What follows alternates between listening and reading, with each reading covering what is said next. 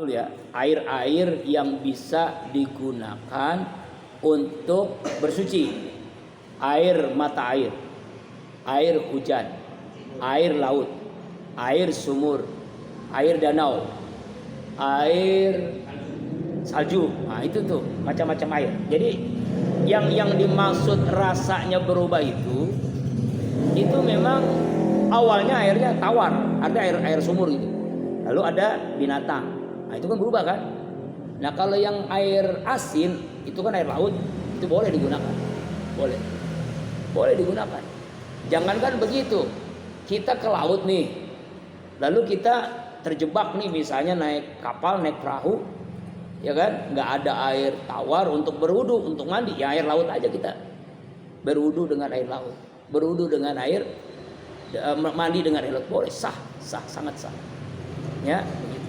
Beda kalau misalnya air lautnya ketumpahan minyak, misalnya ya, nih kita di lautan, di tengah-tengah ada kapal besar, kapal apa namanya tuh?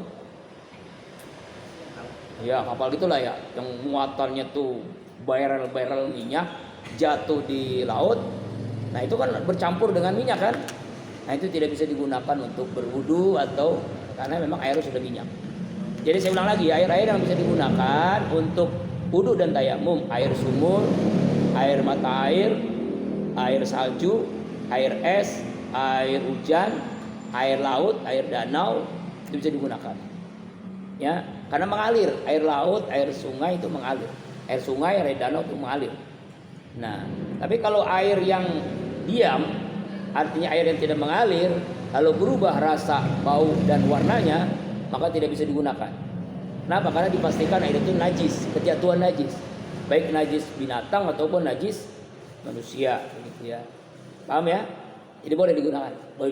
Jangankan satu ini, kadang-kadang kalau daerah-daerah dekat laut tuh pernah Abi di Pangandaran, di Batu Panter Anyer gitu kan ya. Itu kan kita tuh habis mandi tuh di laut kan ya, di pantai itu. Kemudian kita mau sholat, kita kan mandi kan. Mandinya juga kayaknya airnya masih ada asin-asin. Ketika wudhu juga kok rasanya kok nggak full air hujan, air sumur gitu, kayak ada rasa-rasanya yang ada asin-asin begitu kan. Ya karena memang bercampur dengan air laut tadi, jadi nggak apa-apa, nggak masalah itu, nggak masalah. Kecuali kalau misalnya nanti bercampur dengan air yang binatang, kejatuhan binatang ya. Gitu. Jadi yang merubah air itu adalah karena kotoran, karena najis. Nanti kita belajar najis itu kan ada 3 kan, ada najis mughalazah, mutawassithah dan mukhaffafah itu ya. Ini kan masih masalah airnya dulu ya. Supaya untuk membedakan air yang sedikit dan air banyak, air yang bisa digunakan tohara itu digunakan untuk mandi dan wudu begitu ya. Semoga dipahami ya. Mandi itu juga macam-macam.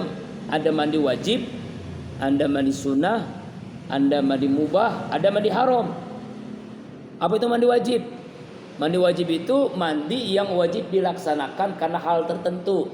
Misalnya karena haid perempuan, karena melahirkan, karena hubungan suami istri, karena mimpi basah, itu wajib hukumnya tuh. Apa itu wajib? Ma yusabu ala filihi ya wa yu'aqabu ala tarkihi, dilaksanakan berpahala, ditinggalkan berdosa. Mandi wajib. Mandi sunnah, mandi hukumnya sunnah, ma yusabu ala filihi wa la yu'aqabu ala tarkihi, dilaksanakan berpahala, ditinggalkan tidak berdosa, cuma rugi. Ya, contoh sholat Jumat, mandi untuk sholat Jumat, sholat hari raya Idul Fitri, sholat hari raya Idul Adha, sholat mandi setelah memandikan jenazah itu sunnah. Mandi untuk masuk Islam sunnah dia mu'alaf ya, setelah atau sebelum bersalat dia mandi dulu. Mandi untuk bertaubat, mandi sunnah itu, mandi taubat namanya. Misalnya ini habis dosa besar, lalu sebelum taubat, sebelum sholat taubat dia mandi taubat namanya. Ya, seperti habis tahun dulu pernah di yayasan sebuah yayasan ya yang menangani orang-orang yang kecanduan narkoba. Nah itu sebelum dia terapi dia harus mandi, namanya mandi taubat. Mandi taubat tuh kita yang membimbingnya. Ya, Itu. Nah, itu mandi taubat, mandi sunnah gitu. Atau mandi apa ya? Itu diantaranya mandi sunnah ya.